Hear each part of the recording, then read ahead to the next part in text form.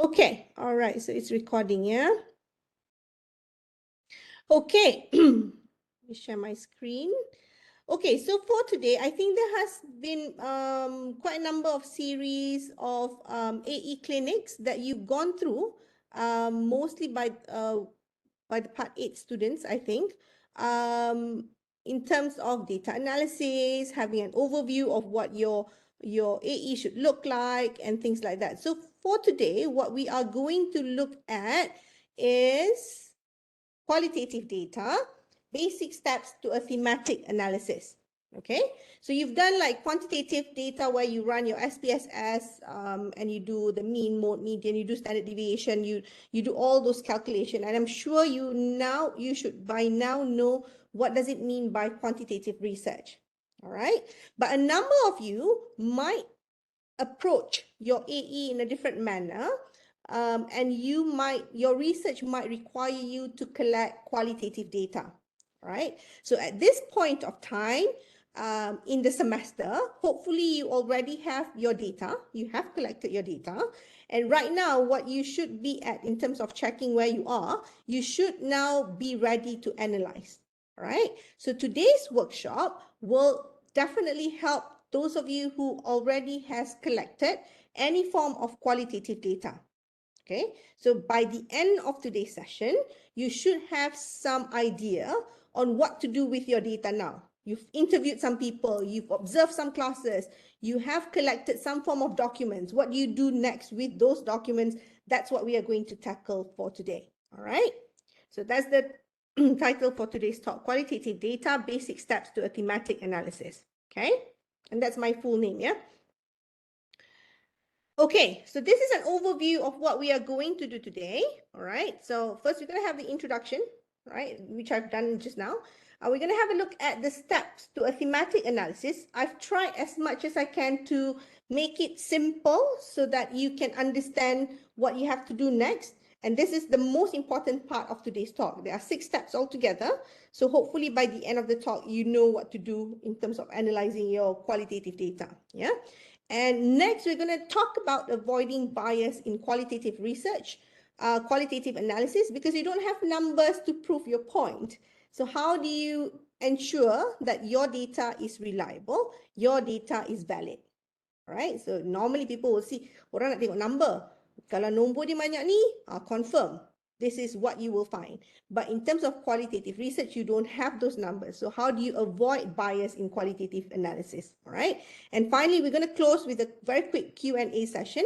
And overall, I think I will not be taking more than an hour and a half. I think I will be done by 2 o'clock. Yeah. All right. Okay. Now let's start by reviewing some approaches of qualitative data collection. So can you name me a few? Ni yang tak buka camera. Interview. Who is that? Me. Kejap, I cannot see. Okay, Murshid, yes. Yes. What is the approach that you mentioned? Interview, yeah? Interview session. All right, interviews. Okay, what else? We have open-ended.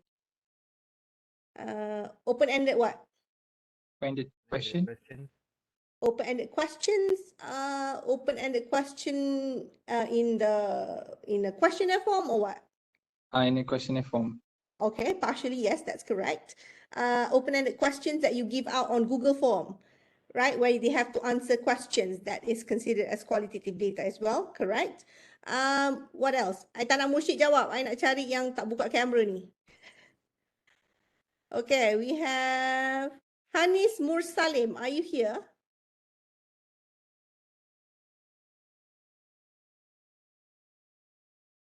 Hanis ada ke? Terus tak jawab soalan I.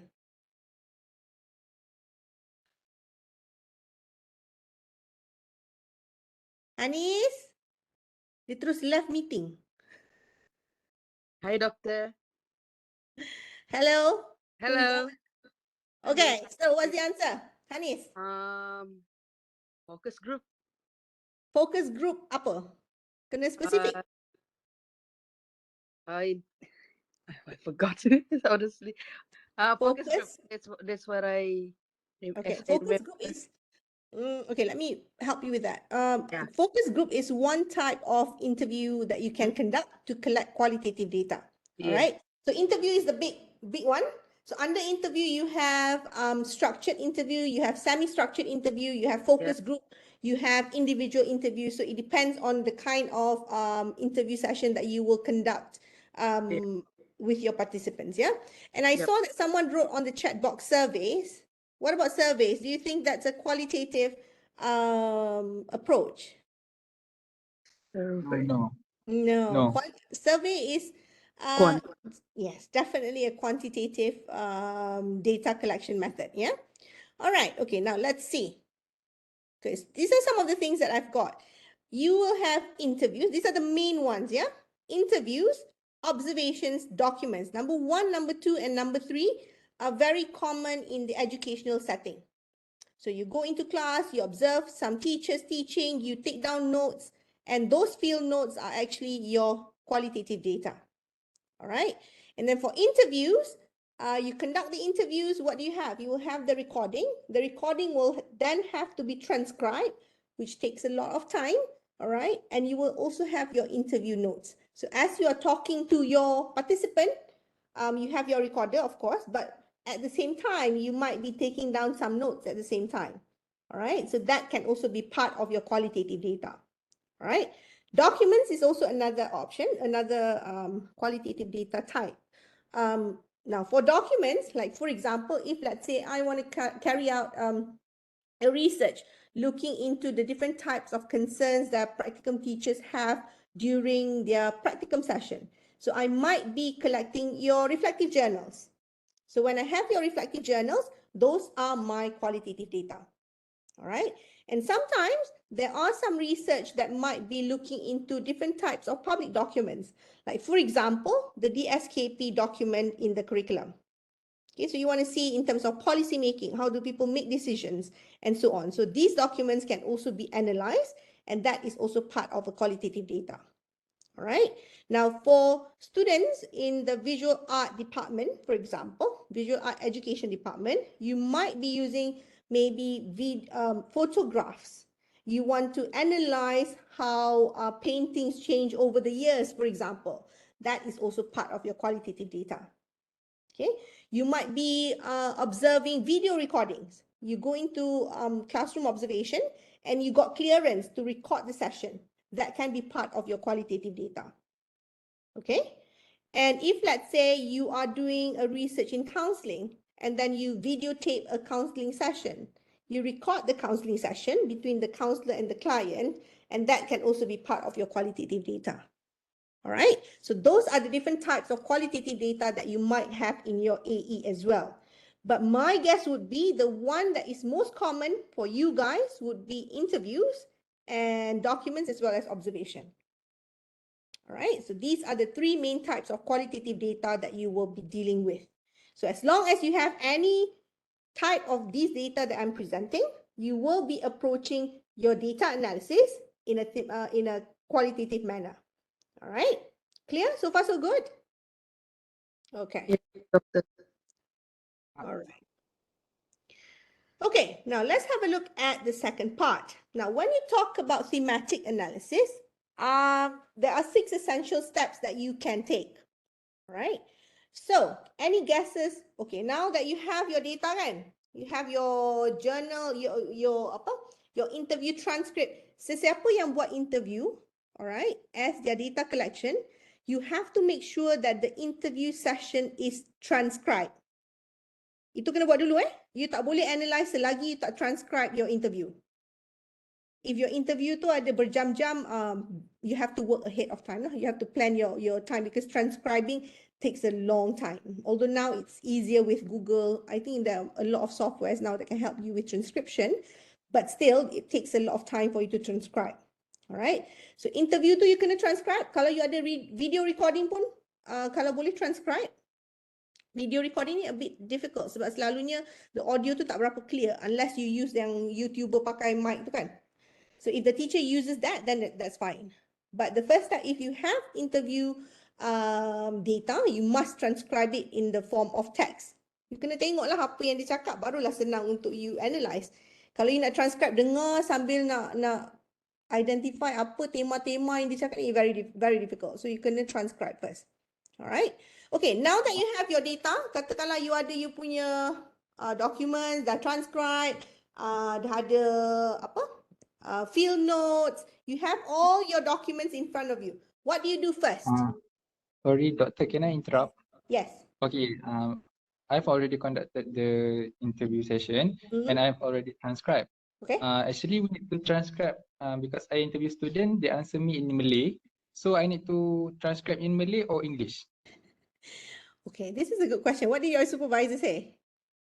I do it by myself lah. I convert to English because the AE must supposed to be in English, right? Yes, it has to be in English, but when you transcribe tu, this is berbeza. Supervisors will have different opinions on this. For me, if let's say the audio is in Malay, all right, you transcribe dulu in Malay so that you don't lose the gist. Sometimes things get lost in translation. So when we talk about research, bila you translate, sometimes the meaning goes very differently from what the participant is actually saying. Sebenarnya dia cakap A, tapi bila you transcribe, dia jadi A5 atau A6, dia tak jadi A. So that's the risk lah. Bila you translate from the beginning, that is the risk. So my suggestion, of course, you have to check with your supervisor. My suggestion is this: transcribe it as it is, all right? Analyze, and then bila ada excerpts of data, when you do your write-up later, you don't have to put in all dalam you punya chapter 4 tu You jangan letak transcription daripada student nombor 1, semua letak kat situ. Tak. What you're going to do is, you're going to extract some parts of the interview and you're going to put some parts of those interview in your chapter 4.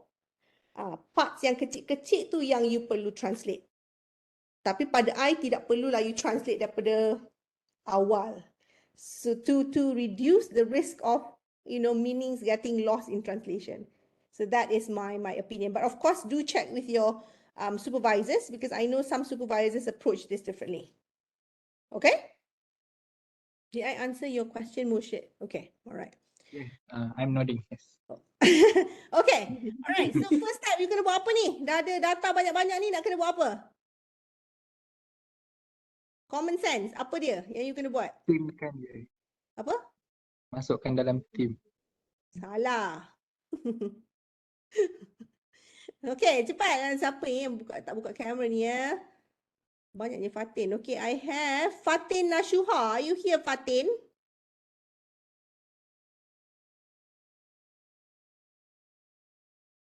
Fatin, tengah makan ke? Okay, Fatin, what do you do first? Now that you have all your data. Apa dia doktor? Oh, dia satu kelas Murshid lah ni sebenarnya. Okay, what do you do first? Kalau you dah ada data you depan you ni, you kena buat apa dulu? Transcript dulu. Dah transcribe. Dia dah transcribe dah. Lepas dah transcribe tu kena buat apa? Kena speak up. Daripada apa yang SV saya cakap, kena analyze macam mana? Dia kena ikut tema lah. Tidak. Sebelum you buat semua tu, you kena prepare and organize your data first. Okay? Okay, when we talk about qualitative data ni selalunya, okay, when we talk about your AE ni mungkin tak begitu banyak lah. But as you go along, katakan you buat your masters, you do your PhD later, the amount of data for qualitative research selalunya sangat banyak in the sense that it's very bulky. Alright, like for example, when I did my PhD, I had like interview, I had documents, I had terlalu banyak dokumen yang you kena manage. So, kalau you tak ada a systematic way to manage and organize your data, you will not know which one is which. Okay, so once you have transcribed your interviews, once you have scanned your documents, katakanlah dokumen yang you nak analyze tu adalah the SKP document kan? So you scan lah, masuk dalam PDF. I would strongly suggest you start digitizing all your data. Kenapa you kena digitize? Because at the end of the session, I will tell you why you need to digitize all this.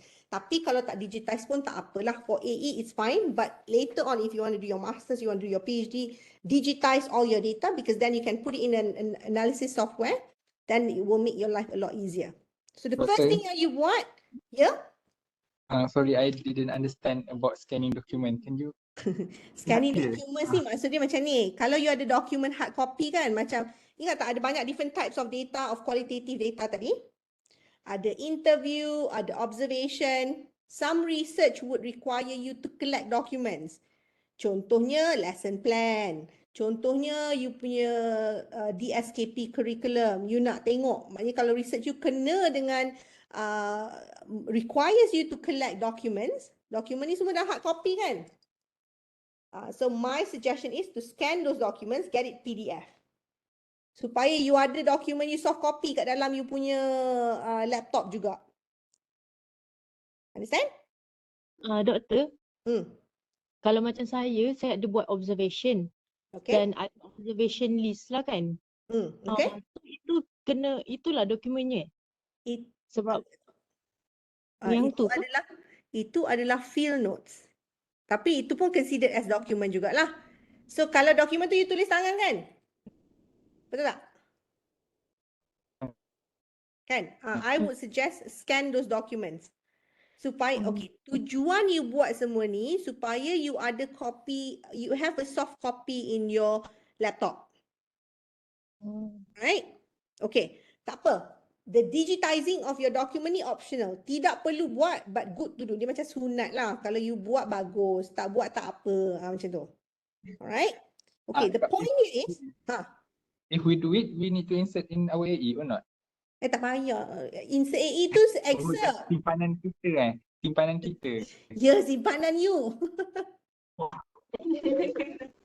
You all ni kan, bila you buat something, bukan semua benda masuk AE Masuk AE tu is the final report. How you get to the report is the process. Part of the process is you need to make sure your documents are in order. Faham? Okay.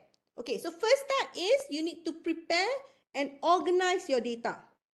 Okay, there must be a systematic management to organize your data.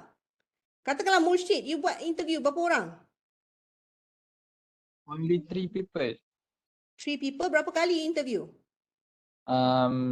2 kali So satu participant akan ada 2 interview, betul tak? Total you ada 6 interview, betul? Okay, so Betul. 6 interview ni takkanlah you nak campak je semua dalam folder, betul tak? You kenalah organize. Participant buka satu folder besar. Okay, interview. Dalam folder interview kena ada a smaller folder. Participant 1, participant 2, participant 3. Dalam participant 1 ada interview 1, interview 2. Participant 2, interview 1, interview 2. Participant 3, interview 1, interview 2. Okay, this is important because this is the audit. This is what we call as audit trail. So maknanya how well you keep and you manage your data supaya you tahu which one are you talking about when you are reporting your findings later on. Essentially itulah yang apa yang dimaksudkan dengan systematic management to organize your data. Alright. For some people, katakanlah Mursyid tadi ada 3 participant, dia buat interview 2 kali. Mungkinlah katakan ada juga yang pergi observe 3 student ni, tiba-tiba ada observation juga. So data observation tu kenalah bawa masuk bawah participant accordingly. Observation untuk participant 1. Observation untuk participant 2. Observation data untuk participant 3. So organizing your data using the right folder is very, very important. Okay? Kalau you tak ada folder, kalau you tak digitalkan, alright, make sure you ada folder file yang, you tahu tak file yang biasa tu? File yang you beli kat kedai stationery tu? Make sure ada lah benda tu. Maknanya ada divider. Divider 1 ni interview you untuk participant 1. Ni divider untuk participant 2, participant 3 juga. So tak kisah dia soft copy ke, hard copy ke, you must prepare and organize your data. Pakai folder keras yang you beli dekat stationery shop ataupun guna folder yang di dalam you punya komputer if you are using soft copy versions. Alright? Okay, so that is step number 1. Clear? Okay, step number 2, once you have organized the data, you need to engage yourself with the data. You kena baca data tu. You have to make sure you are familiar with what your data is all about. Now, how do you do that? Number one, you must become familiar with the data by reading, rereading the transcript and listening to audio recording. Dengarlah balik. Maybe interview tu you buat 3 minggu, 4 minggu lepas, you pun dah lupa interview tu pasal apa. So you must familiarize yourself with the data again before you begin analyzing. Alright.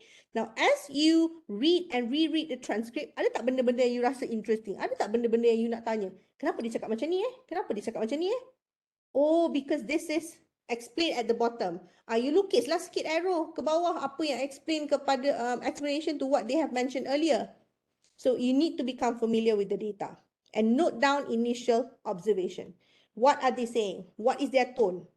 Mungkin bila you transcribe, you tak nampak dia frustrated. Tapi sebenarnya bila you dengar balik interview tu, mungkin ada cikgu-cikgu yang voice out dia punya frustration, dia rasa angry dan sebagainya with certain things. Those are the things that you need to be familiar with. Alright? And with that, you also will obtain a general sense of the information. You reflect on the overall meaning. So, you nampak tak ke mana? Sebelalunya, bila you dah interview tu, you dah tahu dah. You dah sort of like ada bayang what your findings are going to look like. Belum finalize, tapi you dah ada a general sense where your research is heading to. Alright. So, first one tadi, you organize your data. The second one is you need to engage yourself with the data. You must be familiar with what you are reading or with what you have collected. Yeah. All right. So next is what some of you mentioned tadi lah. Buat team lah. Someone mentioned team. Someone mentioned quotes. This is the third step, which is the most important one. Quote the extracts from the data. All right. So codingnya ada dua. One is inductive. One is deductive. All right. Now deductive coding is when you have already a preset. You dah siap-siap apa code yang you nak cari. Katakanlah you are looking at types of concerns of practicum teachers. Okay, apakah concern practicum teachers bila dia menjalani practicum? Okay, datanya adalah reflective journal. So I sebagai researcher, I baca reflective journal, I highlight, and then bila I buat I punya literature review, ada literature review yang dah cakap practicum, cikgu-cikgu practicum ni selalu dia akan concern on 3 benda. Classroom management, pedagogical approaches, collegial relationship with the other teachers. Okay. Katakanlah 3 code ni, I dapat daripada I punya reading. Oh, okay lah, I nak gunalah this one untuk code my data. So, I will take the reflective journal, I cari dalam journal tu 3 benda ni. Dah ada a preset code. Preset codes based on your literature review. Okay, so that is one way. Another way to do it is open coding. Open coding ni you dive in, you masuk je, you terus code semua benda as you go along. So of course, both has its own pros and cons. Tidak ada salah, tidak ada betul. Yang mana salah, tak ada. It all depends on how you want to approach the coding. Of course, deductive ni lebih cepat sebab you dah ada preset. You dah siap-siap, dah decide based on your literature kan. Ada 3 code yang you nak cari. Tapi inductive ni you open, you tak set pun. You go in and you identify as you go along. Alright, so ada 2 beza. Sekejap lagi kita tengok macam mana, how it's different from one another, okay? Okay, next is the usage of codebook. Codebook ni, you must have like some form of a small notebook yang you jot down. Ini manual manual yang tadi yang file keras tu kan. Katakanlah you tak nak guna software, you nak buat manual. You have to have like a small exercise book where you write down all the codes that you have generated from your data. You tulislah manual apa yang you dah generate. Okay, so the code book will also help you to code your data very quickly. Alright. Now, yang tadi tu manual kan? Susah kan nak katakanlah you dah code all this data ni, you nak refer balik apa yang you dah code earlier, selalu kadang-kadang terlupa. So, now what we have is are these 2 softwares lah, NVivo and Atlas.ti. So, these are the 2 qualitative data analysis software that is commonly used in the qualitative data analysis field. All right, so these two, NVivo and atlas.ti. But before you use NVivo and atlas.ti, you kena faham dulu macam mana nak code your data. Kalau you tak tahu nak code data, software ni tak boleh code automatic untuk you tahu. You still kena masukkan the coding.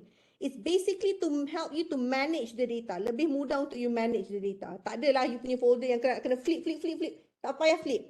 Kalau guna software, you click code tu, dia keluarkan semua yang you dah highlight, yang you dah coding. So it makes your life a lot easier. But before you can do that, you first need to understand how to code the data. Alright? Okay, semua macam dah pening sebab tak tahu nak code macam mana. Okay, let's see. Okay, let's see what we have. Okay, so basically inilah you kena buat. You pick a document, you go through the document, ask yourself what is this about. You assign the code in the margin. Okay, you tulislah apa code dia. You tak nampak lagi kan I cakap pasal code ni apa. Okay, tak apa. Listen to me first, and then after this, the next activity will help you to understand. Now, the second one, code the level and the description. Each code must be accompanied by clear description. The third one, code list is generated. Okay, having a code book. The fourth one, teruskan membaca, buat lagi code baru. Is there a match? Maknanya kalau you dah code the first one, code nombor 1, code 1. Ada tak orang, the same participant says the same thing, code 1 juga. Then you code it as code 1. Kalau dia tak match dengan an existing code, you have to come up with a new code. Alright, and that's why the code book is very, very important. Right? So as the new codes emerge, the code list must be revised, and then you will have a final review of what is being said. Okay, so ni dah pening dah ni. Tak tahu nak buat coding macam mana. Okay, let's see what we have here. Okay, now let's see. All these words kan, nampak tak? Ada orange, ada elephants, ada chicken, ada Honda, ada yellow, ada giraffe. Wah, semua ni kan. Now how, very quickly, I'll give you 2 minutes. How would you categorize these words? Car, colors, animals. Okay, good Shakira. Cars, colors, animals. Setuju ke tak setuju? Setuju. Setuju sebab tak nak kena panggil dengan I jawab soalan kan? Okay, setuju betul Okay, so I agree. So you will have cars, colors and animals. Betul tak? So you kena pecahkan dia kepada kategori. Inilah yang kita panggil coding. So apakah kod dia? Kod dia itulah cars, colors, animals. Itu kod dia. But of course for your research tu tak adalah cars, colors, animals. Of course lah you punya research tu akan benda lain. Contohnya kebimbangan ataupun you will have negative feeling. Depends lah on what your research is all about, isn't it? Okay, so let me go back. Okay, bila you baca proton tadi kan? What you did just now was inductive coding. I tak bagi you kategori, betul tak? Kategori tu you yang bagi tahu I. Cars, colors, animals. 3 ni tadi you yang bagi ke I yang bagi? You all Saya yang lagi. Shakira yang bagi. Cars, colors, animals. So, when you read through all that, you came up with that yourself. Okay. Now, deductive adalah, okay, daripada you punya pembacaan, you nak cari 3 benda, mungkin you nak cari 2 benda. Colors dengan animal. So, you tengoklah proton ni colors ke animals? Tak kena kan? Okay, you put it aside. Dark, colors ke animals? Animal. So, you masuk dekat animal. Orange, colors ke animal? Masuk kat color. So, you dah ada preset. Kalau I bagi dekat you siap-siap, if let's say I give it to you earlier, cars, colors, animal, okay guys, I want you to masukkan ke dalam kategori ni. That is what we call as deductive coding. So ada 2 cara Satu, you yang come up with the codes. You come up with cars, colors and animals. The other one is I give you the categories, you fill it in. You cari accordingly. So mana-mana pun okay, doesn't matter. Of course, both has its own pros and cons. Doktor, saya nak tanya untuk yang apa? Yang dia punya kod yang diberi, like yang bukan kita buat sendiri, deductive, right? Yes. Deductive. Kita nak dapat daripada mana dia punya? From your reading. Oh, okay. So you sendiri come up based on your reading. Okay, daripada pembacaan I tentang my research ni, okay, orang selalu tengok nombor 1, nombor 2, nombor 3. So I nak cari dalam research I, ada tak nombor 1, nombor 2, nombor 3? Itulah yang dimaksudkan dengan didaktif. Oh, okay. Okay? Faham. So up to you. I'm not saying which one is which. Both has its own pros and cons. Okay, so tadi tu code yang first kan, you dah buat kan? Cars, colors, animal. Baru ada satu code. 1, 2, 3 code, betul tak? Now, 3 code ni, you tengok dalam Honda, Tesla, Hyundai, Proton, Toyota, BMW, Mercedes ni, boleh tak you pecahkan lagi kepada kategori lain? Boleh. Local car and Imported car, okay? imported Okay, car. color? Continental. Continental, yes. Color? Bright colors and dark Prime colors. colours. And Okay, I need some ED242 students here. Ada tak visual art students kat sini? Okay, tak apa. Animals pun you boleh pecahkan lagi kan? Boleh. 2 legs and 4 legs. Oh, 2 legs and 4 legs. Ada, okay. Nampak tak? Ada macam-macam cara. Macam mana you nak pecahkan lagi tu ada macam-macam cara. So, this is what I have. Car, local, I highlight lah. Proton tu I highlight. The code is car, local. And then I have car, international, continental. I have this. Car, international, oriental, I have this. Oriental and continental lain Colors, warm. Colors, cool. Colors, neutral. Animals, farm animals or wild animals. So you can actually have your codes tu. Codes tu selalunya boleh ada 2-3 layer. Okay, so inilah yang kita panggil sebagai coding. So kalau you ada your reflective journal contohnya as the document, you baca, highlight terus letak kod dia apa. Okay, bila you baca tu, you nampak ada student kata dia tak suka buat group work, hates group work. So you highlight tu, perkataan yang dia cakap tu, I hate group work. You highlight I hate group work, you letaklah kod dekat situ. Feeling, hatred. Feelings dash hatred. Ataupun you nak letak group work, feeling, hatred. Up to you on how you want to code it. I cannot tell you how to code because there are many of you here and you have so many different types of research kan. But I do hope you get the point. You baca, you kena ada that critical pair of eyes. Apa yang dia cakap, apa yang berdasarkan kepada your research context. Apa objective research you ni? Okay, now let's move on to the next example. Okay, katakan this is the example. A more research-based example lah. Tadi tu example saja-saja just to introduce you to coding. Now, the next one, objective dia is to explore the food intake of preschoolers in an urban preschool. Dia nak tengok cara pemakanan pelajar-pelajar di tadika. Okay, so this is the interview data.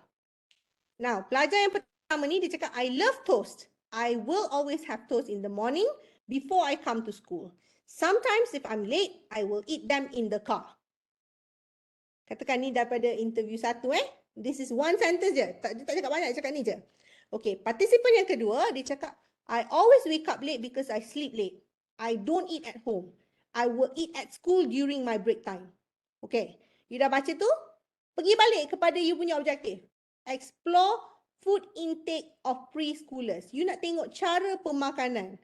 So when you talk about cara pemakanan, apa comes to your mind? Okay, kita buat didaktif sikit. Ada tak you nak tengok apa yang dia makan? Ada. Ada, apa yang dia makan. Ada tak you nak tengok bila dia makan? Ada. Of course ada juga. Ada tak you nak tengok Where? mungkin daripada sini? Apa dia? Di mana? Di mana? Yes, betul. So nampak tak? By reading this and looking at the objective, you sebenarnya dah boleh tahu apa yang you nak tengok sebenarnya. So what you are doing, you are finalizing apa you nak tengok supaya you tahu apa you nak cakap in your chapter 4. Right? So by looking at that, let's see what we have for this one. So now I have berapa color ni? Ada 4 colors kan? Ada kuning, ada pink, ada biru, ada hijau. Okay? So bila I baca, I love toast. So apa yang I buat? I ambil highlighter color. Highlighter banyak-banyak color ni sangat penting kalau you buat manual. It helps. Alright? I love toast. So I highlight toast tu. I ambil highlighter hijau, I highlight toast. I letak lah apa I nak label ni, I nak label sebagai apa. I nak label ni food name lah, I pun letak food name. Ataupun I letak type of food. Suka hatilah, up to you what you want to put it as. Okay? And then I baca lagi. I will always have toast in the morning before I come to school. So I highlight pula before I come to school. Bila I dah highlight before I come to school, and then I think, okay, I nak label ni as what? Okay, mungkin time.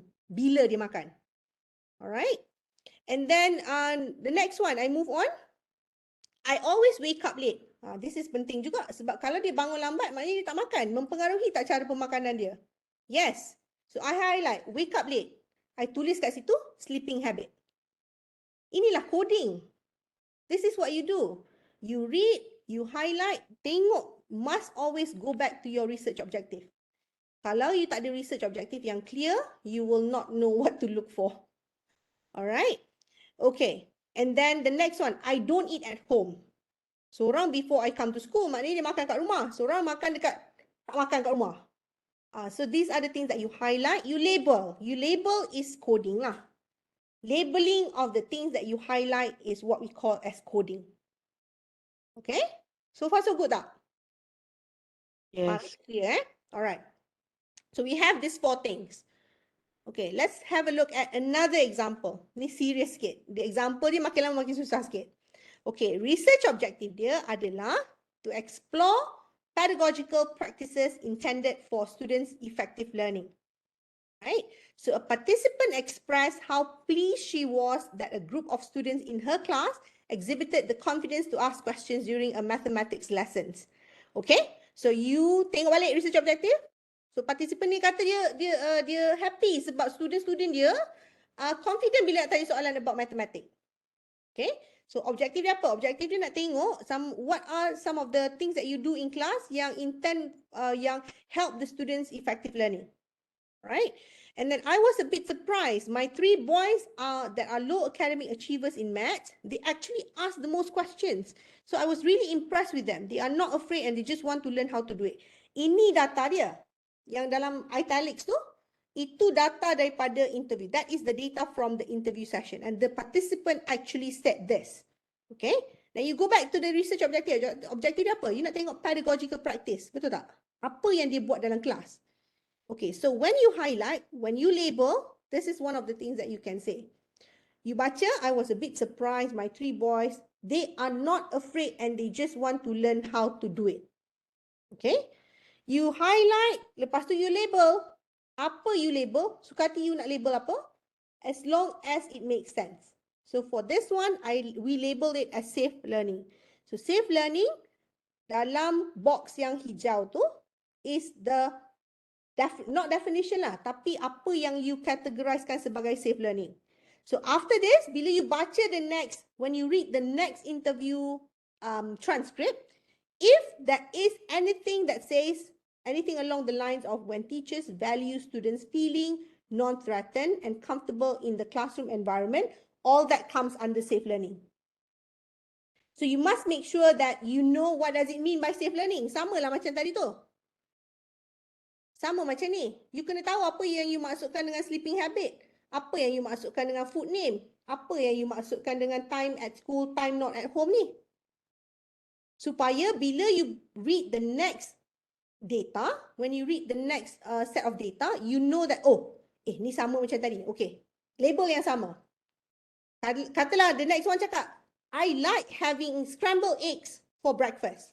So you highlight scrambled egg. Scrambled egg tu under label apa guys? Food name. Yes. Type of food, name food. Tak perlulah you keluarkan kod yang baru. So maknanya based on the existing code, ada tak yang boleh masuk lagi? Masuk lagi. Kalau tak boleh masuk, that means you have to come up with a new code. That's how your code list will grow. Faham? Faham. Kalau dia tak masuk, okay, katakanlah I always sleep early. Sleep early masuk dekat mana? Sleeping habit. Yes. Boleh ke kalau kita letak layers lagi? Maksudnya kalau wake up late ni bad. Yes. Can. Sleep Sleeping early. habit good, sleeping habit bad. Boleh? Bila ada sleeping habit good, sleeping habit bad, that is what we call as lean coding. Coding yang economical. Okay? Okay. All right. Okay, let's move on. Okay. So the same thing. Same research objective, explore pedagogical practices intended for students' effective learning. You have to make connections constantly because maths is relevant in life and in the real world. So what is the coding? Dia buat coding baru sebab when you look at the data, dia tak masuk dekat safe learning tadi, betul tak? Tak sama dengan safe learning. Safe learning is when students feel not threatened. Tapi dekat sini, there's nothing about feeling not threatened. You have to make connections constantly because maths is relevant in life and in the real world. Dah lain pula kan, dia tak kena dengan apa, dengan label yang you dah come up with just now. So you have to come up with a new code and here it is linked learning. So linked learning ni maksud dia apa? Kena you must know what does it mean by linked learning. Supaya kalau you baca the next data, ada yang match dengan linked learning, you boleh label dengan label yang sama. Okay? So far so good, ya? Doktor, Ya. some of us ada question dekat chat. Dia Tak kata, tak nampak sebenarnya. will it be a problem if the respondent doesn't mention one of the code? Okay, wait. Sekejap.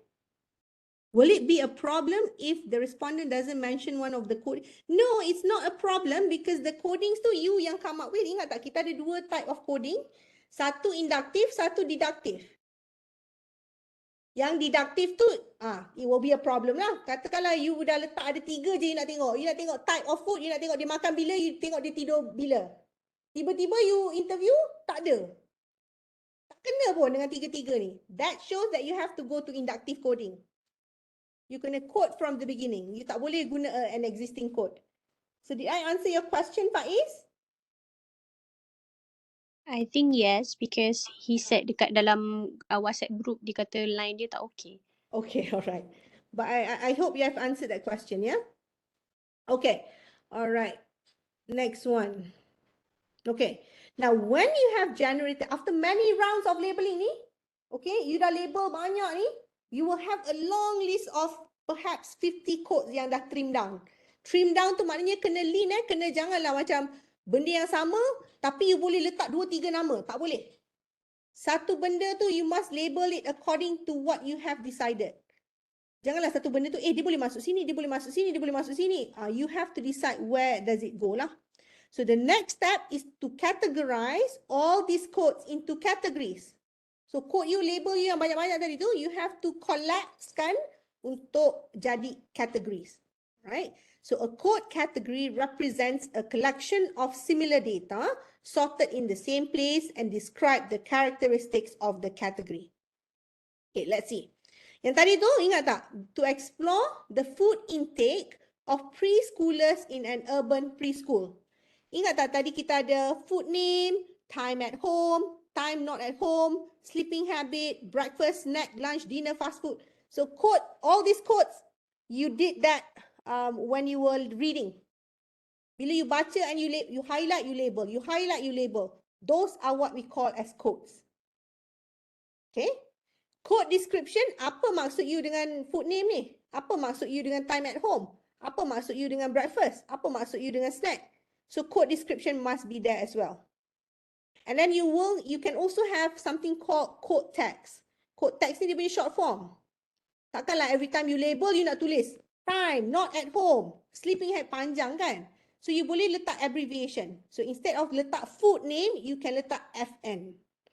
Up to you. This is entirely open. How you want to do it, it's up to you. Kalau you nak letak lunch, takkan you nak tulis lunch. Every time you label nak tulis lunch, lambat kan? So to make it faster, you can do it LN. So how you want to shorten it is up to you as the researcher. Sebab kalau you pakai orang lain punya, you pun tak faham orang tu FN ni apa. So as the researcher, you je yang tahu code tag ni maksud dia apa. So this is what we call as the code book. Right? Now, bila you dah ada categories tadi tu, when you have the codes just now, what you want to do now is to collapse. Ingat tak, I cakap you nak collapsekan dia kepada kategori yang lebih general. Alright. So you can have this lah. Code categories, meals, venue, meals, types of food, taste. Alright. So these are the code categories. Bila you tengok kat sini, You kena put on your thinking cap a little bit. You kena fikir lah, orang tak boleh bagi tahu you tahu because you are the researcher. So you have to think, kalau breakfast, snack, lunch, dinner ni, I boleh panggil apa Okay, maybe it's under meals lah. Ingat tak? Go back to objective. Objective of the research. Objective of the research nak explore food intake. So food intake tengok apa? Meals lah, of course. So when you explain later, when you do your chapter 4, you will use all this to help you expand your chapter 4. Okay? So these are the categories. So daripada kod yang banyak-banyak tadi tu, mungkin you akan ada 3 atau 4 kategori atau 5 kategori. Katakanlah Okay, yang tadi tu, explore pedagogical practices tu ingat tak? Ada safe learning, ada link learning. Remember? Safe learning, link learning. Now, code text dia. Okay, code description dia, apa yang dimaksudkan dengan code ni. And then code text dia. Learning goals, di short form jadi LG and so on. So, bila you ada 1, 2, 3, 4, 5, 6, 7, 8, 9, 10, 11, 12, 13 code, dia collapse jadi 2 kategori je. Nampak tak? Kategori dia ada 2. Satu manage learning, satu design meaningful learning. Macam mana dia datang, how did they get to this particular category? They got to this particular category because they go back to the research objective. Macam mana you nak jawab soalan research question you? Research question and the research objective is actually to explore pedagogical practices intended for students' effective learning. So dalam case ini, cikgu-cikgu ni menggunakan, they manage learning well so that the students can learn effectively and they design meaningful learning. When you talk about design meaningful learning, dia tengok kepada learning goals, dia tengok kepada link learning, dia tengok kepada purposeful learning. So if you see the codes there, so that will help you to explain your data in chapter 4. Seronok sebenarnya buat qualitative research ni is like playing a puzzle. You are trying to piece, everything is like in a puzzle form. What you're trying to do is to piece things together. Right? Okay. So far so good? Terus rasa nak kasih survey ke sekarang? Ada ke yang tiba-tiba nak tukar nak buat kuantitatif lah macam susah je? I hope No. no lah I think as long as you dah collect data you tak sebanyak ini. This is a lot. Of course yours might be less lah Alright, next, after you dah conceptualize the theme, what you want to do now, after you have categorized the coded extract, what you want to do now is to conceptualize the themes from the codes. So in conceptualizing the themes, it is important to go back to the literature that forms the conceptual framework of the research. You go back to your literature, say what does the literature has said about, ada tak benda yang sama yang jumpa, ada tak benda yang lain? So when you do that, you are actually, you tahulah you tidak cok sendiri. And this is the exciting part about research. You want to find out ada tak benda yang sama atau benda yang lain that the literature or other people have mentioned. Alright, so you interpret the data to form a larger meaning by linking the data to the literature, define each theme in relation to existing literature. So maknanya yang tadi tu, the one at the back. How do I go back ni? Okay. So this one, all this, design meaningful learning, manage learning, ada tak anywhere in literature that says all this is actually helpful to design effective learning? Kalau ada, then you put that in your writing. Okay? Alright. Now, in the study of preschool, okay, these are the emerging themes. Yang exploring food intake tadi tu. 3 theme yang dia nak cakap, 3 themes that they are going to talk about in their research. Basic principles of food intake, parental involvement in forming their food intake, and school factors in forming of students' understanding about the food intake. Right? Yang study pedagogical practices just now, 4 themes were identified. Teachers' approaches, yang tadi tu, the one at the back. All this and their literature, they decided that the theme will be the approaches to connect, facilitate, diversify, and socialize the learning for the students. All right. Okay, now once you are done with that, what you need to do now is to braid together the analytic narrative and vivid extracts to inform the findings. Right? Sorry, doctor. Yes? Excuse me. May I excuse myself because I got class. Sure. Okay, all right. Solat lagi ya. Okay. All right. I'm almost towards the end. Okay, but of course, if you need to leave, you can go. I'll forward you the recordings later, yeah? Right. Thank you, Okay, Doctor. you're welcome. So break together. So what you need to do then is to write lah. Once you have already the categories, you ada the code, you will know what to write in your chapter 4. So writing in chapter 4, you have to have the skill. You must make sure that your findings is represented well. Cara tulis tu kena interesting. You must then put the extract lah. Tadi Mursyid tanya, what do you put in? The extracts. Maknanya yang tadi tu, okay, I found this. This is the quote. This is the theme that I want to talk about. And these are some of the findings that I've extracted from the interview, from the documents and so on. Then you pick out the excerpts and then you put that in your writing. Okay? So writing must be supported by extracts, organizational tables, and data maps to apply the findings. And of course, good writing skill is essential in reporting your findings accurately. Right? Okay. All right. So hold on. That is the last step, guys. Dah siap dah you punya AE. Okay. So after doing all this, without having any numbers to rely on, we have come to the last bit of the talk, yeah? How are you going to be sure that you are not biased towards your analysis? Macam mana you tak nak tahu you tak short sendiri? Okay, so you need to make sure, this is from Creswell, proposal developers need to convey the steps that they will take in their studies to check for the accuracy and credibility of your findings. Qualitative research, kalau you tak berjaya prove that you are not biased, you land yourself in trouble lah. You cakap apa you nak cakap tapi sebenarnya you tak check pun sama ada benda tu accurate atau tidak. Tak boleh lah. So how do you ensure accuracy and credibility? What do you do?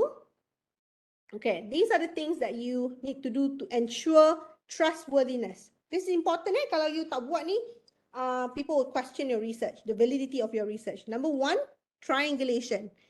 Maknanya make sure macam tadi Mursyid dia kata dia ada 3 orang dia interview, each one interview 2 kali. So that is already triangulation. Maknanya ada more than one source of data, betul tak? You ada 2 source of data. Kalau you hanya ada 1 participant, dalam research ni ada 1 participant, sekali je interview you buat. That is a big question on trustworthiness.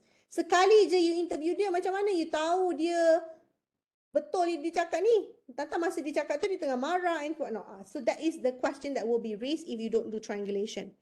Alright, make sure you have several sources of data or perspectives from the participants. Okay, and I'm sure your supervisor has mentioned this as well. And then do member checking. So taking back the specific description or themes to the participants.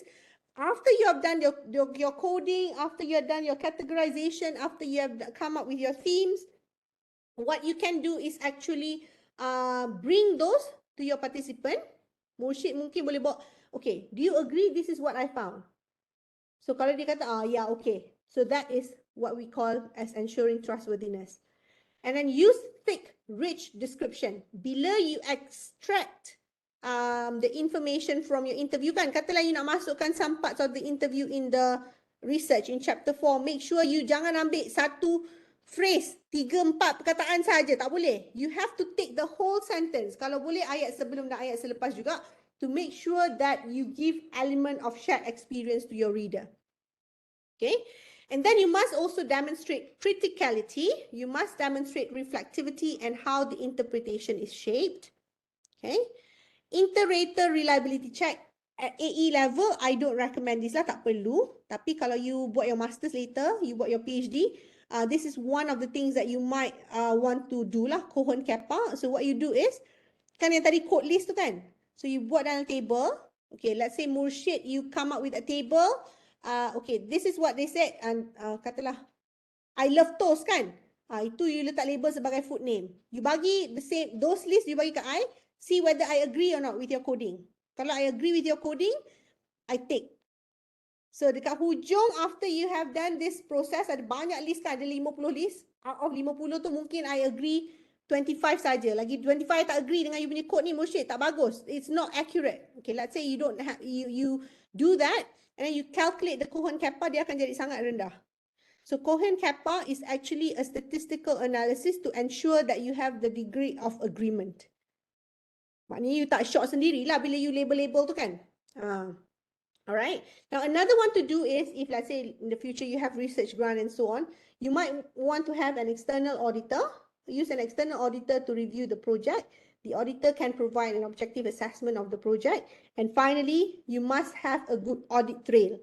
Bila kita bercakap tentang audit trail, ensure that the documents that you have for qualitative data are labeled and kept in an organized manner as a chain of evidence. So maknanya kalau you nak kata participant one, you know which one you are referring to. Right? So that is in terms of ensuring trustworthiness in your qualitative research. So let's have a very quick recap. I know you have a class after this. So 6 steps. Number 1, you must prepare and organize the data. Make sure you have the right folders for the right type of data. You must engage yourself with the data, read through, understand, tulis notes dan sebagainya. And then you label, read, highlight, label, read, highlight, label. Match ke tak match? Kalau tak match, buat yang baru. And then generate code categories. Generate code categories from the codes, conceptualize the themes, and contextualize and represent the findings. So overall, those are the 6 steps that you can take when you are doing a thematic analysis. Sorry. Okay. Now, these are the references. Okay, so I've come to the end. I promise you not anything more than 1:45. I've come to the end of the session. Let me see if there are any questions in the chat box that I have not answered. I think I've answered all. Student diary under field notes. No, student diary is under document, Mushik document analysis. Yeah. Question for survey. I think I've answered this as well. Okay, so I think I've come to the end of the session. I also have another meeting at 3, so I need to get going. I hope you've benefited from the session. Sedikit sebanyak lah. Of course, you will not be able to get so much within this 1 hour plus, but I hope it has given you a good start in terms of how you want to approach your qualitative data analysis. Alright, at least adalah sedikit bayang macam mana you nak approach qualitative data analysis. Alright, so if you don't have any more questions, I will, yes, Zuhairi. Yes, I did like an open-ended question technically. So it's still under qualitative because it's not random picking. So my AE topic is under the impact of like the pandemic towards teachers' teaching styles. So like during the pandemic, obviously they had to go online, and then after the pandemic, they went back to school. So some of them changed their teaching style, some of them went back.